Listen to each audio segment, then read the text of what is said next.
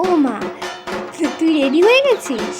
তুই একটু দাঁড়া, আমি এক্ষুনি শাড়িটা পরে আসি, তারপর আমরা একসাথে বেরোবো, ঠিক আছে? মানে তুমি কি এখন আমার সাথে ঠাকুর দেখতে বেরোবে নাকি? আমার তো বন্ধুদের সাথে প্ল্যান আছে। আর তোমরা তাছাড়া মা, কি মনে করো বলো তো? আমি কি এখন আগের মতো ছোট আছি? বাবা আর তোমার হাত ধরে প্যান্ডেল ঘুরবো? ও, বন্ধুদের সাথে ঘুরতে বেরোবো? আমি তো ভুলেই গেছি, আমার ওই ছোট মেয়েটা কি আর ছোট আছে যে বাবা মায়ের হাত ধরে পুজোয় ঘুরতে বেরোবে?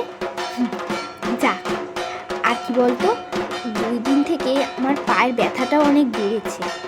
তোর সাথে আর হেঁটে কি আমি আর তোর বাবা পারবো?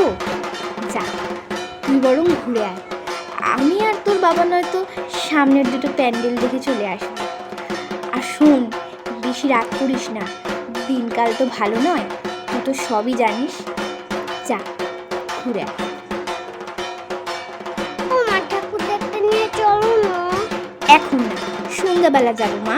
ও মা, ঠাকুর দেখতে নিয়ে চলো। আচ্ছা, এখন তুমি ঠাম্মির সাথে ঘুরে আসো। না, তোমার সাথেই যাব। আচ্ছা, একটু পরে যাচ্ছি, হ্যাঁ? মা, হ্যাঁ। রেডি হয় না, আজ সবাই একসাথে ঠাকুর দেখতে বেরোবে। ও মা, তুই না বন্ধুদের সাথে ঘুরতে বেরোবি?